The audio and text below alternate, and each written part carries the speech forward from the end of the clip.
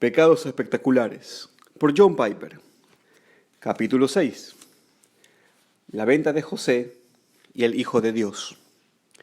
La historia de José y su victoria por medio del pecado de sus hermanos y de la soberanía de Dios está lleno de lecciones sobre los caminos de Dios y los aparentes desvíos de nuestras vidas. Una de las frases más famosas de la Biblia se encuentra en esta historia. Es una frase que ha brindado una luz de consuelo a muchos sobre miles de tragedias.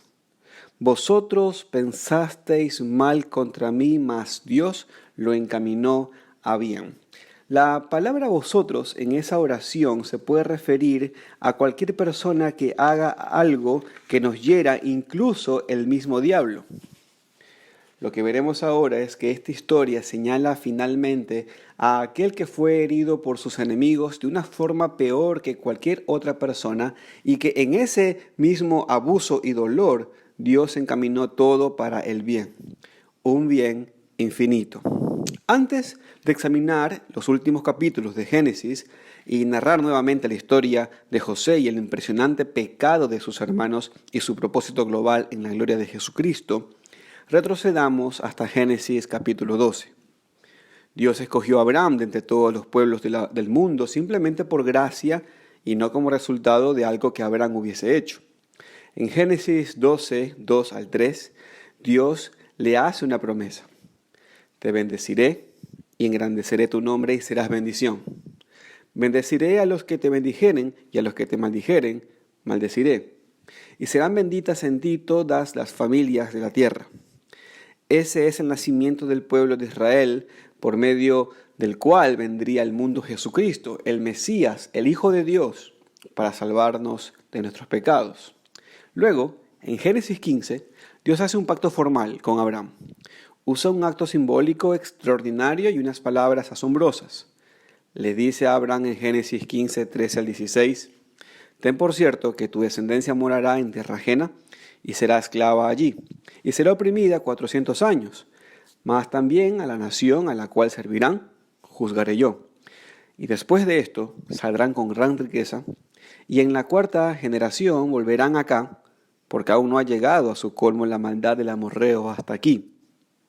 De forma que desde el mismo inicio de esta relación de pacto con su pueblo escogido, Dios predice una estadía de 400 años en Egipto y luego retorno a la tierra prometida. Será oprimida 400 años. Dios tiene razones extrañas por las cuales el pueblo debe salir durante 4 siglos. Piense en eso, 4 siglos. Y no heredar la tierra en ese momento, a saber, según el versículo 16, aún no ha llegado a su colmo la maldad del amorreo hasta aquí. Cuando los israelitas retornen a poseer la tierra bajo el mando de Josué, 400 años después, destruirán a esas naciones siguiendo la orden de Dios. ¿Cómo hemos de entender eso? Bueno, Deuteronomio capítulo 9, versículo 5 nos da la respuesta de Dios. No por tu justicia, ni por la rectitud de tu corazón entras a poseer la tierra de ellos, sino por la impiedad de estas naciones, Jehová tu Dios las arroja delante de ti, y para confirmar la palabra que Jehová juró a tus padres Abraham, Isaac y Jacob. La conquista de la tierra prometida es el juicio de Dios ante la plenitud de siglos de maldad. Entre tanto, Dios dice que su pueblo será un pueblo de residentes temporales en una tierra que no les pertenece, es decir, Egipto, y serán afligidos durante 400 años. De modo que ese es el plan de Dios para su pueblo peregrino, una especie de imagen de nuestra vida en esta tierra hasta llegar al cielo. Si Dios planea 400 años de aflicción para su pueblo, como dice Génesis 15:13, antes de recibir la tierra prometida, no debería sorprendernos que a nosotros nos diga que a través de muchas tribulaciones entremos en el reino de Dios, como dice Hechos 14:22. La pregunta que para nosotros es, ¿qué tenía que suceder para que el pueblo de Dios terminara en Egipto? ¿Y qué quiere Dios enseñarnos sobre sus caminos y sobre su Hijo con esa extraña estadía en Egipto? La respuesta es que Dios cumple su profecía por medio de un pecado impresionante. Y por medio de ese pecado preserva la vida no solamente de su pueblo del pacto de Israel, sino también la línea de la cual vendría el león de Judá a salvar y a gobernar todos los pueblos. En la historia de José hay cosas muy importantes en juego. No es necesario mirar la vida de Abraham para llegar a la historia de José. Abraham tuvo un hijo, Isaac, el cual engendró a Jacob, cuyo otro nombre es Israel. Ya Jacob tiene 12 hijos que se convierten en los padres de las 12 tribus de Israel. Uno de los 12 hijos de Jacob, José, tiene 2 sueños. En los 2, sus 11 hermanos y sus padres se postran ante él. Génesis 37:8 dice que sus hermanos lo odiaban por esos sueños. Que el versículo 11 dice que sentían envidia. Finalmente, llega el día en el que pueden dar rienda suelta a la ira que sienten contra su hermano. Su padre lo envía a ver si todo andaba bien con ellos, registra Génesis 37:14. Ellos lo ven venir y en el versículo 19 de 20 dicen, he aquí, viene el soñador. Ahora pues, venid y matémosle y echémosle en una cisterna y diremos, alguna mala bestia lo devoró y veremos qué será de sus sueños.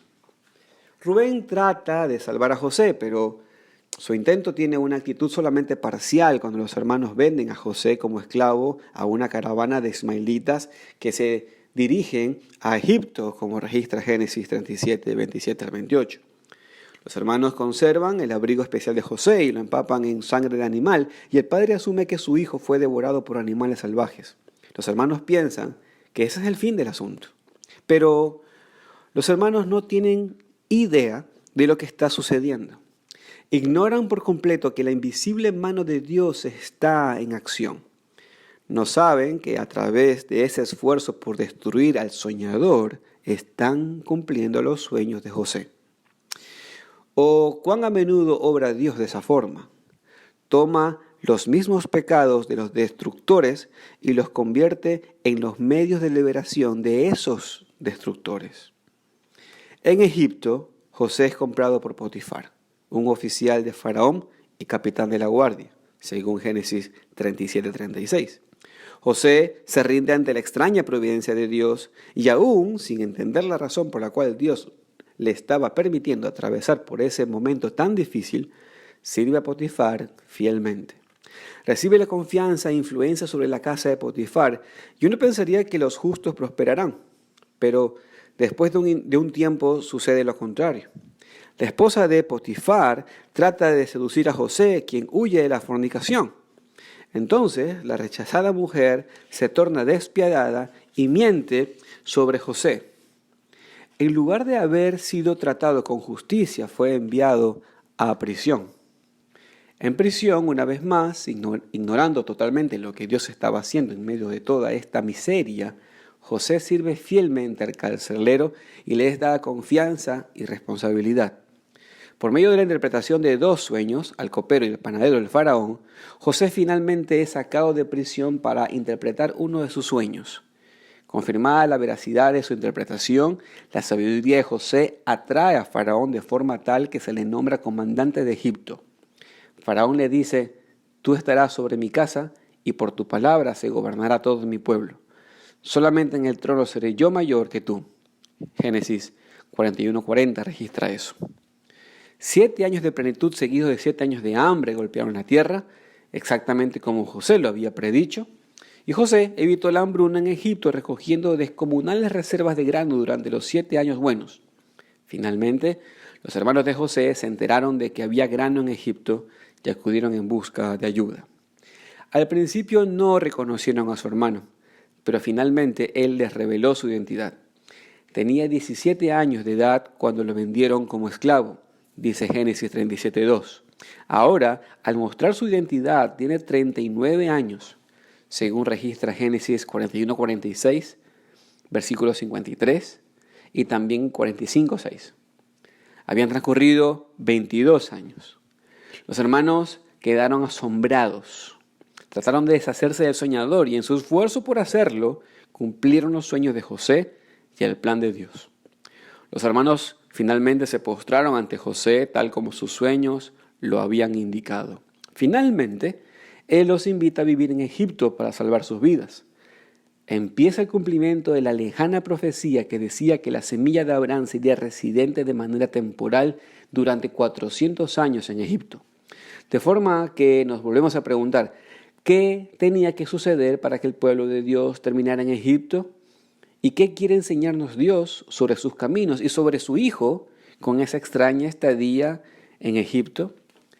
La respuesta a lo que tenía que suceder para que el pueblo terminara en Egipto es clara en un sentido.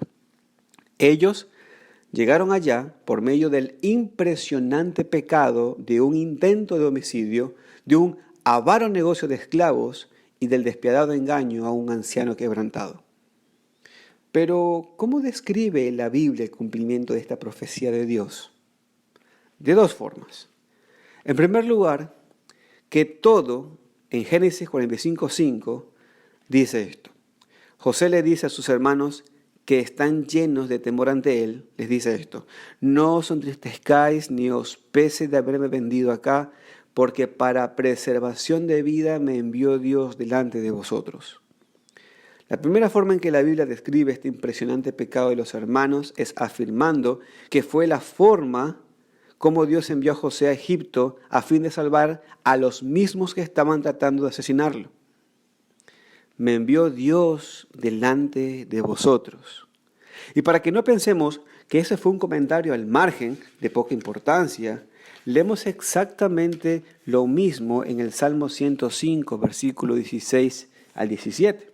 Solo que en ese texto los parámetros tienen un nivel incluso más alto. Dios no solo estaba gobernando las acciones de esos hermanos para enviar a José a Egipto, sino que Dios estaba gobernando también la hambruna que golpeó la tierra. Trajo hambre sobre la tierra y quebrantó todo sustento de pan. Envió un varón delante de ellos, a José, que fue vendido por su siervo. De forma que debemos eliminar de nuestras mentes la idea de que Dios simplemente previó una hambruna que sucedería por sí misma o que sería causada por Satanás. Dios trajo el hambre y Dios preparó una liberación. Y lo hizo por medio de un pecado impresionante. Entonces, la primera forma como Dios describe el cumplimiento de la profecía de José, según la cual su pueblo vendría a Egipto, es diciendo: Dios envió a José delante de ellos. La segunda forma como la Biblia describe esta profecía es incluso más penetrante y arrasadora. Los hermanos vienen delante de José una vez más, esta vez después de la muerte de su padre, y una vez más tienen temor de que él tome venganza de ellos. En Génesis 50, versículos 19 al 20, José dice: y le respondió José: no temáis. ¿Acaso estoy yo en lugar de Dios?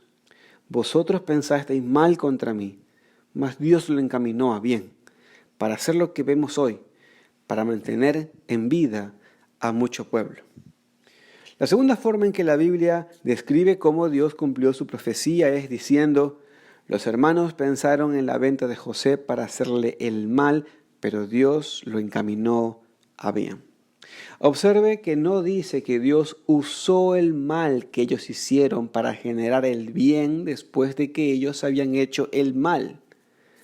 Dice que en ese mismo acto de maldad habían dos designios diferentes. En el acto pecaminoso ellos estaban produciendo mal, y en el mismo acto pecaminoso Dios estaba produciendo bien.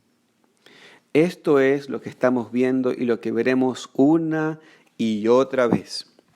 Lo que el hombre planea o lo que el diablo planea para mal, Dios lo designa para un gran bien. El gran bien que se menciona en Génesis 45:5 es preservar la vida del pueblo escogido por medio del cual vendría la vida del Salvador. Y el gran bien que se menciona en Génesis 50:20 es para hacer lo que vemos hoy, para mantener en vida mucho pueblo. El pueblo por medio del cual vendría el Mesías. Estas dos descripciones del plan de Dios en este pecado son indicadores del propósito global de Dios. Vemos un pecado por medio del cual se salva al pueblo y se salva la vida. Eso es una poderosa prefiguración de la gloria de Cristo y de cómo el pecado de homicidio cometido contra Él también es un pecado que es utilizado por Dios para salvar. Vemos tres cosas en esta historia que nos preparan para ver la gloria de Jesús y quién es Él realmente. Primero, vemos el patrón general que aparece una y otra vez en la Biblia, es decir, que la victoria de la salvación de Dios por su pueblo usualmente llega por medio del pecado y el sufrimiento. Los hermanos de José pecaron contra él y él sufrió por ellos. Y en todo eso Dios estaba obrando para salvar a su pueblo, incluyendo a los mismos personajes que estaban tratando de destruir a los que él iba a salvar. El hecho de que Jesús haya venido como lo hizo no debería haber sido tan sorpresivo para tantas personas como lo fue. El que se pecara contra su contra y sufriera para salvar a su pueblo es lo que deberíamos esperar, porque es el patrón que aparece una y otra vez. Por ende, en la historia de José y del impresionante pecado de sus hermanos, se nos está preparando para ver la gloria de Cristo, su paciencia, humildad y servicio. Todo mientras salvaba a los mismos que estaban tratando de deshacerse de él. Si yo sus penas agravé y de su muerte causa fui, ay maravilla cuál amor, morir por mí con tal dolor. Eso registra un himno. Segundo, la historia de José y el impresionante pecado de sus hermanos nos prepara para ver a Jesús no solo por el patrón general según el cual la victoria de salvación de Dios hacia su pueblo usualmente viene por medio del sufrimiento y el pecado, sino más específicamente, en este caso, porque el mismo que estaba sufriendo y contra el cual se estaba pecando es absolutamente justo. José, sin ser perfecto, sobresale en esta historia por su asombrosa constancia y fidelidad en cada relación que sostuvo. Incluso en un exilio inmerecido, le fue fiel a Potifar y le fue fiel al carcelero. Génesis capítulo 39, versículo 22 dice: y el jefe de la cárcel entregó en mano de José al cuidado de todos los presos que había en aquella prisión. Todo lo que hacía allí, él lo hacía. ¿Y cuál fue la recompensa de José? La esposa de Potifar mintió contra él, y el copero de Faraón, cuyo sueño José había interpretado en la cárcel, ingratamente se olvidó de él en prisión durante 2 años después de la interpretación. Así que el asunto en todo esto no es solamente que hay pecado y sufrimiento y que Dios está obrando para salvar a su pueblo. De manera más específica, el punto es que el justo, a pesar de ser maltratado durante tanto tiempo, finalmente es vindicado por Dios. Aunque otros han rechazado esta piedra justa, Dios la convierte en la piedra angular, como registra Mateo 21:42. Su vindicación se convierte en el mismo medio de salvación de sus persecutores. Jesucristo es el justo supremo y último, como registra Hechos 7:52 y 1 Juan 2:1. Para algunos quizás la vida de Jesús fue tan difícil que piensan que Él debió ser un pecador, pero al final, todo el pecado cometido contra Él y todo el sufrimiento que soportó con perfecta justicia condujeron a su vindicación y, por causa de ello, a nuestra salvación. Si José es sorprendente en su resolución, Jesús es 10,000 veces más maravilloso porque experimentó 10 veces más sufrimiento no merecido y fue perfectamente firme, fiel y justo en medio de todo. Hay otros paralelos entre las historias de José y Jesús, pero vayamos ahora al asunto más importante en esta historia sobre Jesús, el cual es incomparable. Es una profecía sobre la venida de Jesús, la cual no habría podido ocurrir si esos pecadores hijos de Jacob hubiesen muerto de hambre. El impresionante pecado de estos hermanos fue la forma que Dios utilizó para salvar a la tribu de Judá de la extinción a fin de que el león de Judá, Jesucristo, naciese, muriese, resucitase y reinase sobre todos los pueblos del mundo. Eso lo vemos claramente en Génesis capítulo 49, versículos 8 al 10. Jacob, el padre de José, estaba a punto de morir, pero antes de su muerte pronunció una bendición profética sobre todos sus hijos. Lo siguiente es lo que le dice a su hijo Judá. Tú, Judá, serás alabado por tus hermanos. Dominarás a tus enemigos y tus propios hermanos se inclinarán ante ti. Mi hijo Judá es como un cachorro león que se ha nutrido de la presa. Se tiende al acecho como el león a que nadie se atreve a molestar. El cetro no se apartará de Judá, ni de entre sus pies el bastón de mando, hasta que llegue el verdadero rey, quien merece la obediencia de los pueblos. Esa es una profecía del último rey de Israel que ha de venir, el león de Judá, el Mesías. Observe que el cetro, la vara del soberano, la señal del rey, está en la línea de Judá hasta que venga alguien que no sea un rey común y corriente, porque todos los pueblos lo obedecerán. ¿Quién merece la obediencia de los pueblos? Eso se cumple en Jesús. Escuche la forma como el apóstol Juan describe el papel de Jesús en el cielo después de su crucifixión y resurrección. No llores. He aquí que el león de la tribu de Judá, la raíz de David, ha vencido para abrir el libro y desatar sus 7 sellos. Y cantaban un nuevo cántico diciendo, digno eres de tomar el libro y de abrir sus sellos, porque tú fuiste inmolado y con tu sangre nos has redimido para Dios, de todo linaje y lengua y pueblo y nación. Y nos has hecho para nuestro Dios reyes y sacerdotes, y reinaremos sobre la tierra. Registra Apocalipsis 5, versículo 5, versículo 9 y versículo 10.